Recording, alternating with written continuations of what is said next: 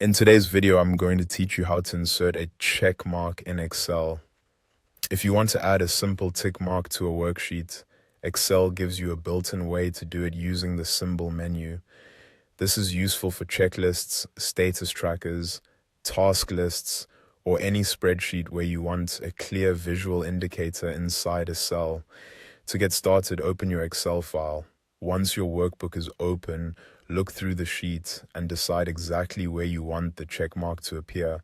Then click the cell where you want to insert it. This part is important because Excel will place the symbol into the currently selected cell. After selecting the correct cell, go to the Insert tab on the ribbon at the top of Excel. In that tab, find and click Symbol. This will open a pop-up window where Excel stores a large library of special characters and symbols that are not always available directly from the keyboard. Inside the symbol window, locate the font drop-down menu, click it, and then choose Wingdings. Changing the font is the key step here, because the check mark you need is stored in that symbol set. If you leave the font on the default setting, it may be harder to find the correct character.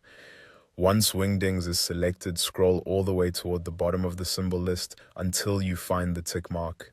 If you want a faster method, you can click into the character code box and type 252. That will jump directly to the correct symbol, which can save time if you already know the code.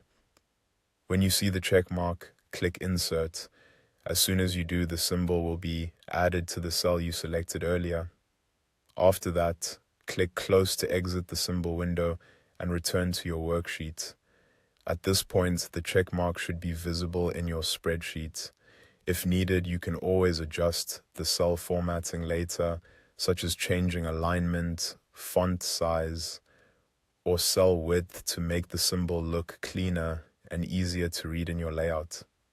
And that's it. That's how to insert a check mark in Excel quickly and easily using the insert and symbol tools.